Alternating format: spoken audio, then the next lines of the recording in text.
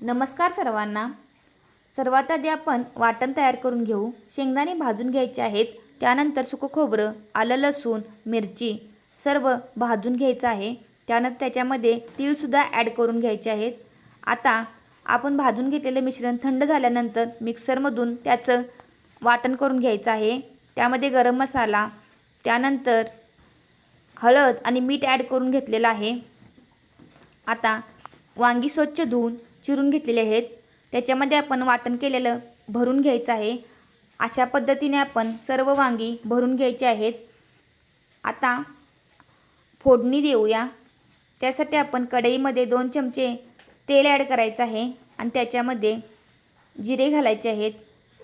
त्यानंतर हिरवी मिरची आणि थोडीशी हळद घातली तरीही चालेल। आता त्याच्यामध्ये वांगे ॲड करून परतून घ्यायचे आहेत। खारं वांगं ही महाराष्ट्रातील एक पारंपरिक व लोकप्रिय भाजी आहे। ही भाजी खास करून कार्यक्रमात बनवली जाते। ज्वारी किंवा बाजरीच्या भाकरीसोबत ही भाजी खाल्ली जाते, त्यामुळे तिची चव अधिक खुलते। यात घातलेले शेंगदाणे व तिळामुळे आपल्याला प्रथिने व स्निग्ध पदार्थ मिळतात। अतिशय चविष्ट आणि रुचकर अशी आपली भाजी तयार झालेली आहे। अशा पद्धतीने बनवलेली भाजी तुम्ही एकदा घरी नक्की ट्राय करा। व्हिडिओ आवडल्यास व्हिडिओला नक्की लाईक करा, शेअर करा। धन्यवाद।